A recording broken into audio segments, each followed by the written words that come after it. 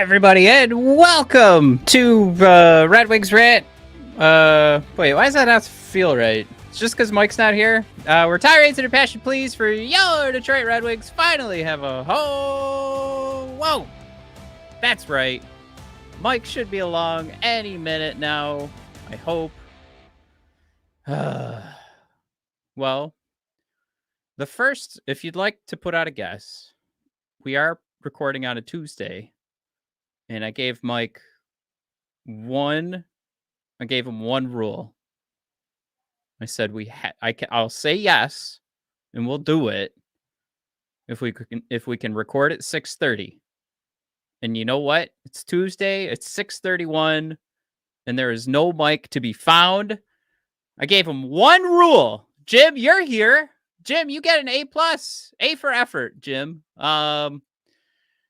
Is anyone home at the asylum? Not at Mike's house, apparently. But we're gonna get rolling here. I appreciate all y'all coming aboard as you guys jump in here. There he is. But what we want to talk about today. Hey, what's up? Hey, Mike. What we're going to talk about today is, of course, deferring bonuses and deferring salary and what that meant for Carolina Hurricanes and what that could mean, Mike, for... I thought we were talking about my job because I was really counting on this bonus coming in September 15th. So what a relief that we're just talking hockey. Pretty fired up about that. Mike, yeah, I just want to let you know, Matt Ishbia's on the line. He'll be joining us shortly. He's going to let you know about your deferred bonus. No, we'll be talking about we'll talk about how this could fit in for Lucas Raymond and Moritz Seider, and then we'll kind of transition there, Mike, because last week I hinted at I did a little bit of research for a possible show, and I want you to go in. I don't want to lead the witness too much here, but I already kind of hinted at last week what my thoughts were after I did the research. But initially it was, could you build a better team and not draft Moritz Seider?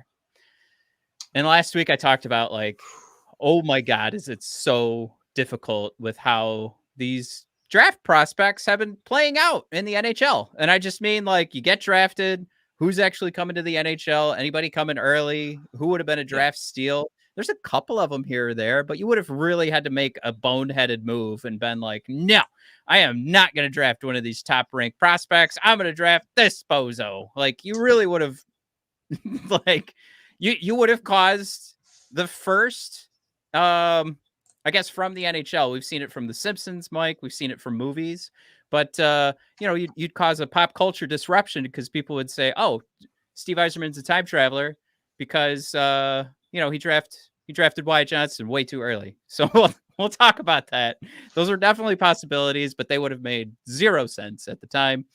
But basically, it's just, can we just grade? We'll grade these prospects based on again. We had another Mike from The Athletic, Corey Pronman, put out his top 100, top 154 NHL prospects. Okay. So we'll talk about that, and we'll talk about what does this mean for Steve Yzerman's ability to draft. What I thought this episode was going to be was kind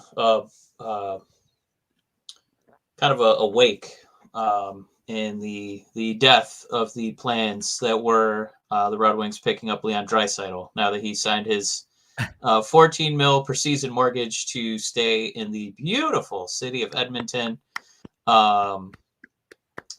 Congratulations, Leon. Mike, congratulations, Edmonton Oilers. Not exciting news for us pie in the sky dreamers. But it's all over. I don't know why I assumed any free agent of any worth would do anything but stay with the team that drafted them, because that's all NHL players like to do. Yes. We know the NFL is the no fun league, but in the NHL, Mike, no heckin' laughs can be had because this just takes all the joy out of any potential movement from a top, top NHL player. So for us, It's a day of mourning. You're correct. I thought of no heckin' laughs, and I was like, this is how to transition into the next thought. But it didn't work. But yeah, Leon Draisaitl signing. I liked how Ketzel put it in the Discord. If you guys do want to join, it's in the chat, but link to it. Ketzel in the Discord earlier today said, "Man, I wish we had a $14 million player to worry about." Yeah, I saw some people saying, now they're going to be the Toronto Maple Leafs. So you mean a perennially exciting regular season team that sells jerseys and tickets and makes you want to tune in and watch every single night? Yeah, I agree. Also, fun fact, Matt, if Draisaitl made just $1 more million per season, he could make as much as Detroit Piston Isaiah Stewart. So I just wanted to make sure that so close. Leon Draisaitl, transcendent superstar that we will talk about for ages to come. Isaiah Stewart probably gonna end up being the backup power forward for your Detroit Pistons. So just a fun sport to sport comp there. Well, maybe if he Mike, maybe if he deferred all of his bonuses to after the contract ended, he would have 1 year that would pay more than Isaiah. But of course, what I'm talking about, Mike, Carolina Hurricanes signed Seth Jarvis. This is one of the guys that we had been talking about, where we are looking for like some contract comparisons. Yeah, we're trying to gauge market value, right? For our boys. Yeah. And I think this is going to give us something to work with. The ask from Seth Jarvis's group was 7.9, and they came up with the 7.4. And Mike, another thing we were mourning a couple months ago was cap friendly. But Mike, Puckpedia went to work. Mike, woo! They gave us the lowdown along with some help from Forbes here. But here's the thing: Seth Jarvis signed. Great, we have a $7.5 million contract that lines up exactly with what we showed off last week.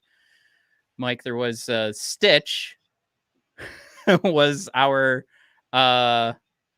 source who put Lucas Raymond down between $7.5 and $8 million for his contract here. Seth Jarvis, his cap hit, let's just go through this, Mike, is $7.42 million. But to go a little bit closer with what Stitch was talking about, like to go in between the 7.5 and the 8, which is where Lucas Raymond was projected to be, the Carolina Hurricanes were just like, hey, we're capped out. We can't do this. But here's what we can do. We can take a huge chunk of your bonuses and put them on the day after your 8-year contract expires. Total of $15.67 million is deferred until July 1st, 2032. So I want to let the people who did the research put this into the right words. Jarvis will receive his full $63.2 million payout on an atypical schedule, which drops the present value of the contract to $59.36 million. As a result, the Hurricanes will absorb a cap hit of $7.42 million, opposed to that $7.9. The lower number leaves Carolina with $79,913 in projected cap space right now. Who cares? The deferred money does come at a cost to Jarvis. He won't be able to put in his year one bonus of $8.95 million to work when the banks open on Tuesday, earning interest or as part of an investment vehicle. So this is why this came off of Forbes. It's Mike, when you win the lottery, you want that chunk payout so that you can start making that money work for you. You do not want to defer payments over the long haul. You want to take all the lump sum, even though it's going to be a smaller dollar amount. You want to take the lump sum so that you can invest that in something and try and make that money work for you. So what Forbes went on to say was instead he'll have to wait until 2032 to access those funds. Eric Tolsky, new Hurricanes general manager, Forbes says, is a brilliant mathematical mind, holding a PhD in chemistry. First, I laughed at that, but those do relate. The fact that he's on one side of this negotiation suggests that he floated the strategy of salary deferral as a way of meeting his players' asking price while staying within Carolina's hard cap parameters. So basically, the conversation is, I want to give you what you want, and I want to keep you here, but I literally cannot keep you here because we won't have the cap space. What was the amount they have left now? $79,000 left to spend. They went right, however you want to define that, but I'm going to say they went right up to the line to get this done. And a bit of a cost to Jarvis, but again, maybe money he wasn't going to receive. You could make the argument, right? Because they're giving him what they thought he was valued at, which was the 7.42. They're like, we can give you as much as we can right now. Yeah. Because we want to keep you. So it's like Jarvis wasn't going to get more than that. But now he's going to get more after the contract. So I've heard some people talk about like he was judging the market conditions and what that money, like his ability to invest. It's like, no, that was Puck Soup, by the way, that was trying to make that assessment. I was like, no, there's always a way to make your money work for you. This wasn't like a political thing where he was like, oh, the market's going to fluctuate so much. I don't know if I can make this money work for me right now. Especially at that dollar amount, Mike, you can make the money work for you. Sure. But I think what was going on here was just that this was as much as they could offer. And they basically threw out there, this is a solution. Seth Jarvis was like, okay, I'm still going to get paid 7.42. Let's go. Let me hit a few comments here. First of all, Jim Johnson, hello. Yes, McDavid's next contract will be insane. I bet he makes like beef stew money. It's going to be crazy. Like, what if he even gets Tobias Harris money? My God. Crimson Shadow, how you doing?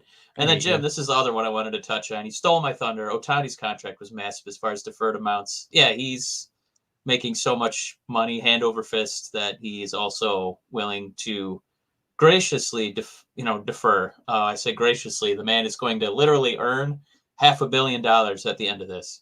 $500 million with a B. And Derek Hand with an early bid for comment of the episode, saying hopefully the league isn't locked out by that 8th season. Derek, winner of comments so far.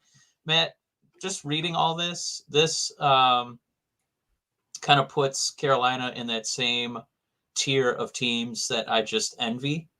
I'm looking at Tampa. I'm looking at Pittsburgh. I'm looking at Toronto. Just aggressive teams who know how to manipulate the cap to their advantage.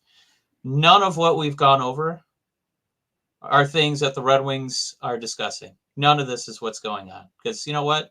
We don't have any players that we need to save cap for. Those guys aren't on our roster. So next season, we'll have a couple, we'll have Husso coming off the books. We'll have, I think, one or two of our older defensemen are coming out. Yeah, Mata and Petrie. And by then, I got to think we have a couple more prospects ready to kind of step in and do that. Yeah, I just know that these kind of smart decisions are not remotely on our radar, because I was looking at what Carolina's setting up, for their cap sheet.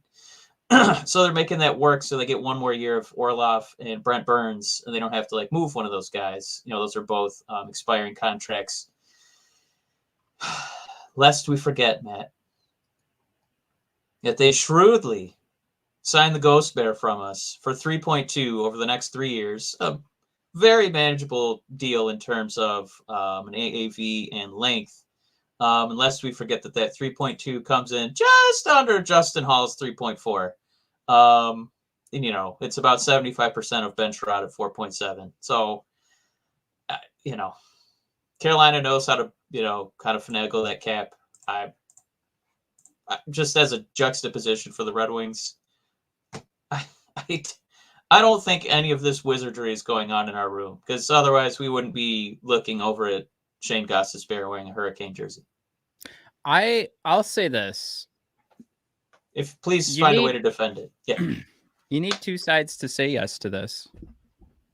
I don't think right now the Red Wings, with their $17 million in cap space, can make the argument to Moritz Seider or Lucas Raymond that we just can't make this work. It's like, hey, I know you put guys on this team that aren't going to play a minute this year that are making like $3 million. Make it work, Steve. And that's a team that can afford to lose some guys, Mike, because you know why? They missed the playoffs last year at one of the lowest threshold playoff berth years in a while. So still miss the playoffs. They can afford to make some moves here. It's basically asking Steve to do some work at some juncture. But also you like the players that they're losing money. And you see Seider, he's doing some sponsorship work, man. Like he's doing promo work out there. He's finding ways to make some money. Lucas is too. Those boys are decked out. They got some folks that hold their hands when they're, walking in the park, and they've got to show off for those ladies. Dude, Germany's huge right now. They just hosted a WWE premium live event, so they're hopping. They're big time now. So I think it's two things again. Like I think the conversation that Carolina is basically looking at a team where they're like, all right, well, we want to get as close as we can to like what we fielded last year. We just can't do it any other way, Seth. But if you look at the Red Wings roster, I think the agents, I think Mo and Lucas would look at it and say like, yeah, no, there's a lot you could do here, bud. You've got like 15 goaltenders. Why don't you figure that mess out? And I think there's another party here that has not been mentioned on Puck Soup, hasn't been mentioned. What is it? Daily Faceoff, The Athletic. Like there's a conversation with ownership as well. Like those deferred payments are going to be something to them is like at that point too. Like, do you want to have this pushed off to this point? Do you want to now? Like one would make the argument where it's like, well, they're making money now and they'll make it work for them, which was the conversation we had earlier. So more than likely they're going to be on board with deferring a payment, a salary payment. But, I would argue you have to have the GM on board for that for them to be able to manage their team. You have to have the ownership on board for doing something like this. And I think ownership would take a look at Steve and be like, dude, no, that's not the problem you need to fix right now. You're the GM, fix some other problems. Because I think you're right. When you take a look at the Carolina roster, I think they're taking some risks defensively, but some of those players on the roster that are eating up some salary, they could be good, or they might take a step back, but we don't know. Where on the flip side, on the Red Wings roster, you're just looking at handfuls of guys where it's like, well, that guy sucks. This guy's eating up too much cap. This guy might not play a minute next year. This guy we're hoping is injured all season. Like, I think you got to solve those problems where Carolina's Sure. like, we're right there. What can we do to keep Seth? And that's probably an open, real conversation they're having. And if I were an agent looking Steve Yzerman in the eye and he said that to me, I'd just be like, dude, I could get so much more on the open market as Moritz Seider's agent. Like, just come on, test me, man. Test me. So that's where I'd be. Ooh, speaking of tests, Matt, Dan B's got one for you. What's the difference between this situation, the deferring of salary, and giving Zetterberg an 11-year contract, which some called cap circumvention? Hey, I think they're both brilliant moves. I think it's brilliant when Las Vegas pretends their guys are injured. Maybe it's kind of dumb, but I love it all. I think you should be able to go through every loophole and screw over the rest of the league any chance you get. Yeah, I don't do any hand-wringing. I'm just jealous that, like, those are, like, it's not really much of a debate for us because there's a good idea in both situations. And then Jared, welcome, saying, wonder if we'll see Seider in an Applebee's commercial.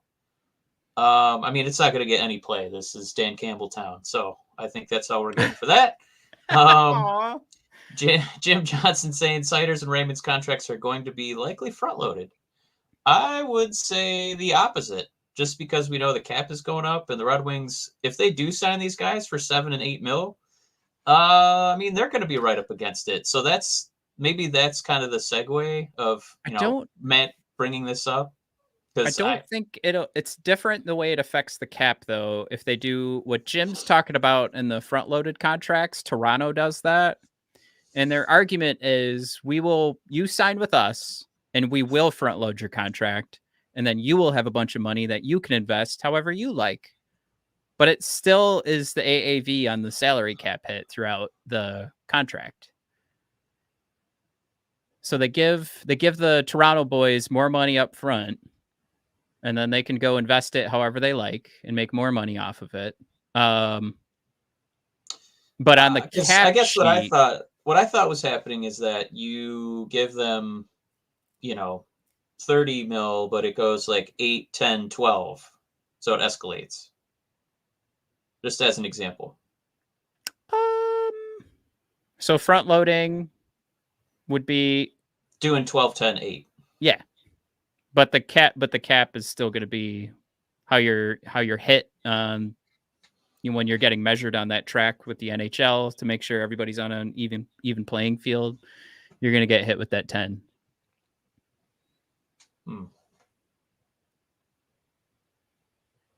Well, then I don't know what the Wings are going to do. I guess they're going to have to move. They're going to have to move like one more human body. Well, if you defer it, this is the only reason this works for the Canes is because they're paying him technically on year 9. So the NHL and the NHLPA have an agreement that if you are deferring payments past the contract date, that's where it can affect the cap hit. But if you do something like front loaded, like the Toronto Maple Leafs are doing with their, with the Austin Matthews of the world, they're front loading and making that a selling point to say like, dude, you're going to get 30 mil, when you sign on the dotted line, and then you go do whatever you want with that 30 mil. But the next couple contracts are going to be smaller. But you've got, you've got a nice free market to go play around in and try and make some money with that 30. Is the argument. That's the. All right. And then what else we got in here? Crimson Shadow saying can't wait to sign both Hoffman and Pacioretty for reasons of veteran grit. I don't know if those moves make any. That's some sarcasm, I gotta believe, from Crimson. Yeah. And then he's also thrown in Seider needs to be in a VW commercial trying to fit in a bug. Yeah. I imagine you meant his height, but I also think his hair would have a hard time getting into a VW, into a bug. That's the commercial. His hair is like clipped on the outside and it's flying around, and like he gets out of the car. Like that's what it is. You see him after he's been driving in it, and he shows up to like some party, and he's just got this part of his hair is just like crimped and like angled off in one direction, but he's just like confident and like having a blast, and everyone's just like, man, I want to be just like Moritz Seider. And then he gets in his car and shuts the door, and the hair's stuck again. Is the tagline? Bad hair day doesn't bug me. Introducing the VW bug, huh? Man, look at us! Yeah, we're a couple of Detroiters over here. Let's go. That was really good. Righteous 247 says, "Just spend the money." I do like that opinion. I would have liked this episode to not be this, and to instead be, all right, let's figure out what we do next year with all of our cap space, or lack thereof. I think Ketzel is suggesting that he was maybe commenting to himself, because he says, guess it would help if I was in here, huh? Lol. And then he said, this is a super team-friendly agreement. Imagine waiting 8 years for most of your salary. Yeah, that is pretty wild.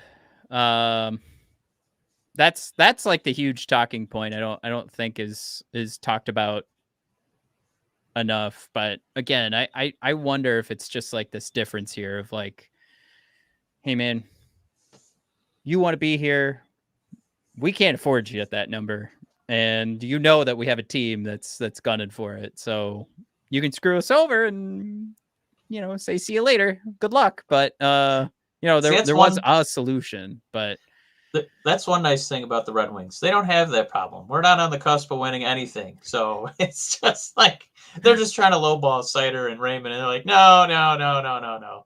Our only offseason acquisitions were a couple of 35-year-old guys who don't play any defense. So, yeah, you're leaning on us. Give us that bag of money, bro.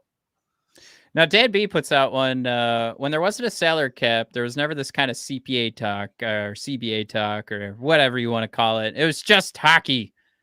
Now, Mike, since we were born, we've just we were enjoying all those years of playoff hockey. So for anybody who is maybe a little older than us, like we only knew Red Wings hockey and we knew it good. We only knew New York Yankees spending Red Wing hockey.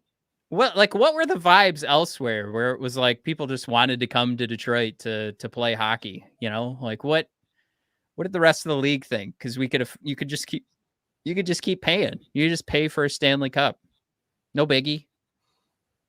I know right now, like there was a time where it'd be like you'd be jealous of maybe Toronto, and now everybody's going to be jealous of these tax states or non-tax states. So I feel like there's always something, right? Yeah.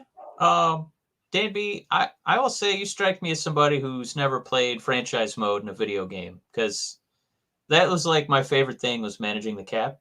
I think I do wish that we were just talking hockey and like we had the Red Wing roster figured out, and we were deciding which of Casper and Danielson and what other young guys are going to make the Carter Mazers, who's going to make the team. But arguably our two most important players are still technically not Red Wings yet. So I think that's just kind of what gives us 26 minutes of topic here on a Tuesday. Ketzel throwing out there, I wonder if there are plenty of off the book agreements to help tide them over. And then Blake says, why wouldn't owners just pay half cash, half under the books? You think it's ever happened?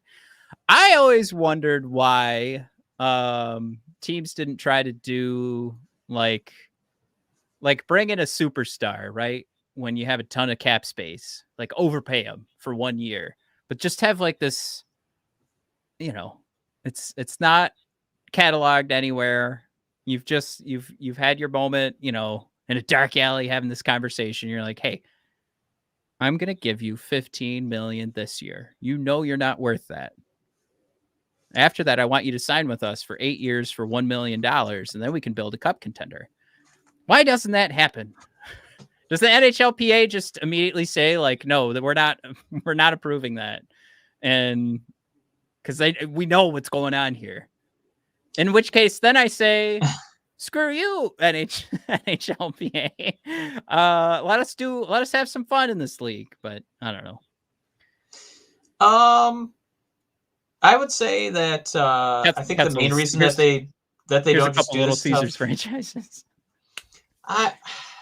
I don't think the owners would have a problem with it. I think the players would be more nervous about being audited when they suddenly have these offshore accounts with all this money. Because a lot of the owners, they could kind of fuck around like Mark Zuckerberg has. If you want to have a fun read, look at that piece of shit just buying a property in Hawaii and exploiting the people who live there already. That's a good Wikipedia rabbit hole. Just look up Mark Zuckerberg Hawaii properties, and it'll just make you mad for the rest of the week. So yeah, the owners, it's not the owners, it's the players probably don't want to get audited because they get in a lot of trouble. Well, let's I did want to keep this down to a half hour, but we do have a whole nother show topic with the Yzerplan draft rankings. So maybe we can knock this out in like 10 minutes here. But Mike, the first question I asked was, could we build a better team if we hadn't is it possible if we didn't draft Moritz Seider and went somewhere else? Would it be possible? And then last week while we were recording, we even got the NHL's ranking of the top 20 defensemen. And there you have it, is Moritz Seider, number 20, would be in the most recent of all draft classes, I believe, of everybody on this list. So I see some ripe 34-year-olds in there that, this ranking is just right immediately, right now. And they're not projections. So I think Poe could easily leapfrog about 10 of these guys. Just point being, like, there isn't a great reason to not draft, I'm going to go get a different player instead of Moritz Seider. No, you're checking off a huge box here. You're checking off a top pairing defenseman, and on the right side, that's very tough to do. We even talked about could you elevate Moritz Seider on this list? I think it's very possible. But any hoozles, that's where we kind of went with this. And then move a week forward. I'm looking for content this week, even though we just talked about contracts for a half hour and we don't even need more content. I want to get this off our books. I want to get this out of our slides. And basically, this is a highlight of Corey Pronman's rankings and what we've done draft-wise that I don't think based on what we've done with the draft and where we've landed season after season, which I think that is a whole nother conversation where I think maybe we could have had some better draft positions. However, be that as it may, I don't think we really could have done too much better unless you want to nitpick about who you think is going to be better, one guy or another. And we'll start here with Mike, our top ranked guy in the top 151 prospects for Mr. Corey Pronman is number 28, Mike Lucas Raymond. That's, I would say 6 drafts, but we're pulling off the Moritz Seider draft. So this is 5 drafts from a team that did not make the playoffs, Mike. Their best player is number 28, Lucas Raymond. That's not fun to read, but gives you only, when I go through Corey's list, Mike, there's only 2 other guys that Steve could have drafted if you wanted a better ranking on Corey Pronman's list. Do you have a breakout of the 28, 27 guys above Lucas? Here's the 2 that Steve actually could have drafted. Other guys were just like they were already drafted. You could not have drafted. You know what's fun too is like I do agree that the puck skills for Lucas are really high, and I wanted it bothers me so much the way that compete is just a blanket statement, and so I had to like look up hockey scouting. What is compete? And all it is a player's drive to win, beat opponents, and sacrifice for the team. So looking at Lucas's last month on our team this past season and watching him bust his ass as our best player, I think we can bump that compete up to even more above average, because that definitely feels like a skill that he brings to this squad. So great. Just to reset the table here too, I think Ketzel threw out there, what even is this list exactly? So again, the Athletic put out with Corey Pronman the list of the best NHL players and prospects under 23. Number 1, Connor Bedard. Number 2, Mike, Tim Stützle. Number 3, Macklin Celebrini. Number 4, Adam Fantilli. And again, going through these names, Steve didn't have a chance to draft any of these guys. They're already gone. Long gone. Off the board. So we can't really play that game. But if you want to play the game, there's 2 guys that Corey Pronman ranked higher. One is Seth Jarvis. I'll tell you right now, Mike, I'm drafting Lucas Raymond again. Actually, what was the year that, he was 2020. And then there's Alexander Nikishin, who is, his contract's going to be up in Russia at the end of this upcoming season, and he'll finally be able to come over to Carolina Hurricanes. Carolina, Mike.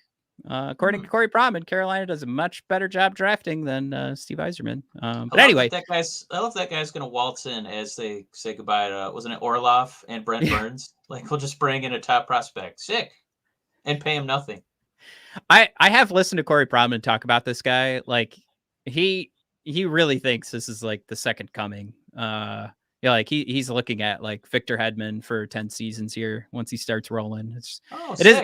I mean, wow, great for Carolina, and it's also, hey, Corey, if you're right, so you could be wrong, buddy. But anyway, that's sort of just to sum up this list and kind of what we're looking at. So this is the point I was coming to, Mike. We're not changing where the Red Wings are drafting.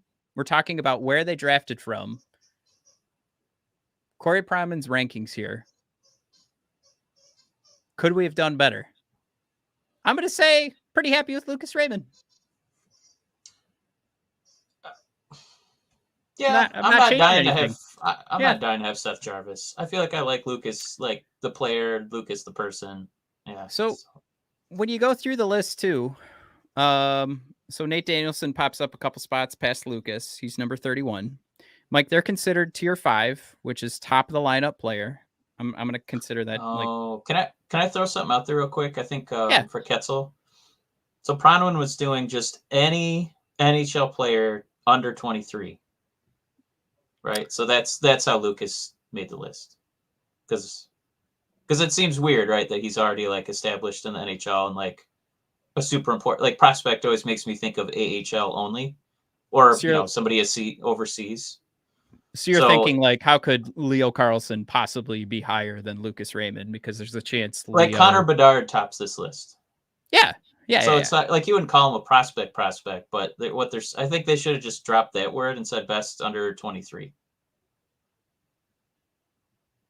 Best.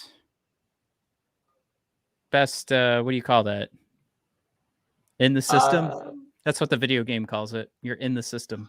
No, I think you could just say best players under 23. Because prospect, again, makes me think it's like a minor league guy. Like Tim Stützle is up there. Yeah, Matty Beniers is in here. Yeah. He's going on year 3. Anyway, sorry, I didn't mean to cut you off there. White Johnston. No. Forgot where I was going. All right, yeah, so if you really want to stir the pot, number 14, they still have Lafreniere. So they still rank him above. Was that the Seider season? Or was that the Raymond? I think that was the Raymond season, right? That's Raymond season. Yeah. So Prodman still thinks that Alexis Lafreniere is going to end up with a better career than Mr. Lucas Raymond. Interesting. And for the record, Dan B. Zegras is not ahead of him. No. Here's the problem, though. The point I'm making is that if you go through this list, there's only a handful of players that actually from where Steve drafted will rank higher and would have been a better opportunity, which is actually it's eye-opening, right? Because you're getting frustrated as a Red Wings fan, and you're thinking to yourself, how do you fix this? What?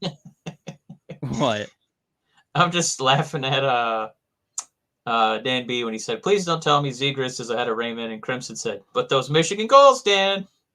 And Dan, you can still pick them up. Bring them in. You guys will love Zegras. It'll be just like Patrick Kane for Matt. You guys are going to love Zegras if he's a Red Wing. I guarantee it. But anyway, I'm sorry, Matt. Got you off track 2 times. Yeah, I think I'm just learning that this isn't a fun topic for anyone. But like, long story short, I was playing the game of like, all right, well, what if Corey Prodman is God and he knows like what's going to happen here with all these players? The only way that Steve fixes this isn't by redrafting, because there's only like it's a handful of guys going one way or the other. And you can upgrade your spot by, a few here or there. But ultimately, Steve like nailed it, even with Corey Prodman being God. So I wasn't going to attack this list with like, oh, this guy should have been ranked higher. This guy should be up here. This guy should be down here. I was just going to play God, or let Corey Prodman play God, and just say like, okay, what if all of this is true? How do you improve the draft so that we have a team that's looking at a playoff opportunity? And you're really just making guesses. You're really just like nitpicking a few things here or there. And I don't know. I guess you walk away. I started this conversation a few weeks ago just with myself. Like, what would happen if you didn't draft Moritz Seider? Well, like, I don't think there's a better solution with how the draft picks rolled out. So here's the 2019 draft. Moritz Seider, you could have had Cole Caulfield. You could have had Trevor Zegras. You could have had Matt Boldy, all coming after number 6. But again, have that conversation with yourself. I don't think any one of those guys changes this franchise for the better. If you're replacing Moritz Seider with one of those guys. I think like you even could, you look at who's the top ranked guy here points wise. 171 points in 203 games is Matt Boldy.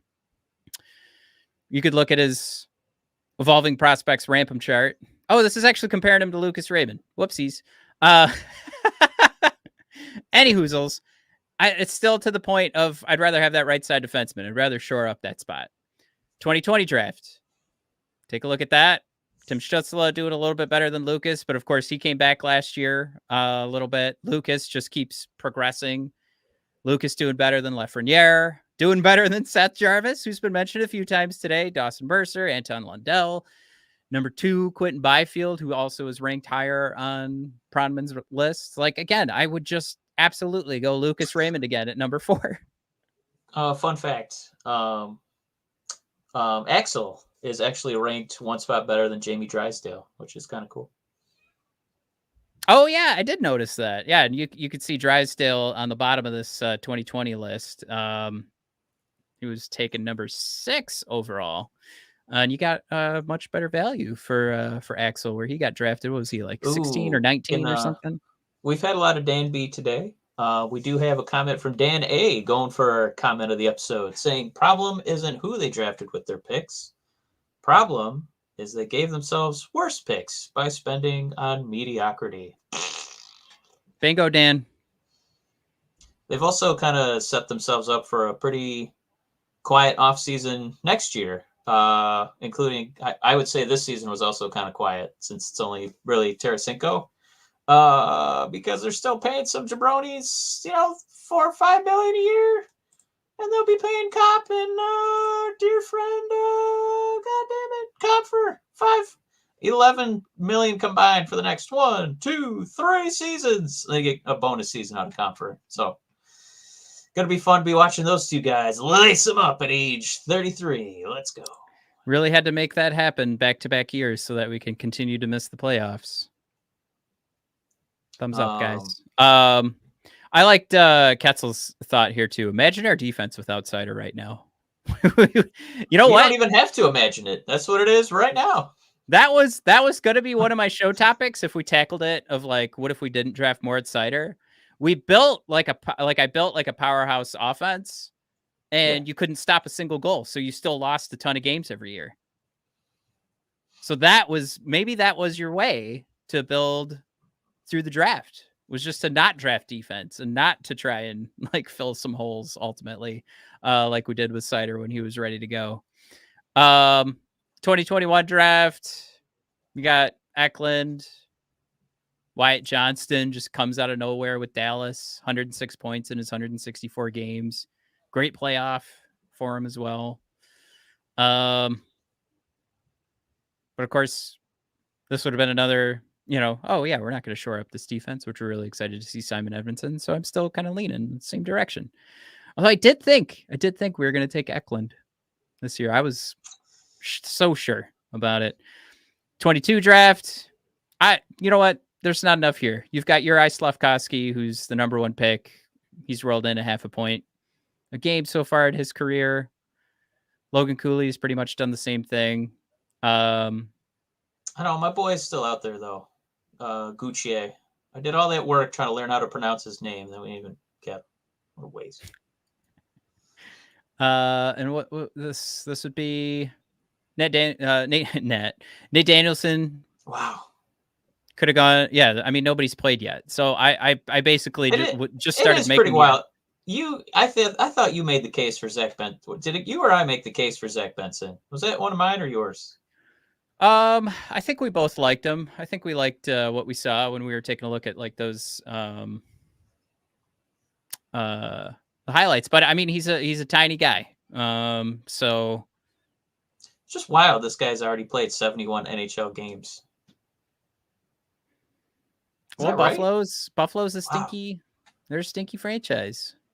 Well, we are too. We haven't made the playoffs since the last decade, Matt. It's been a long time.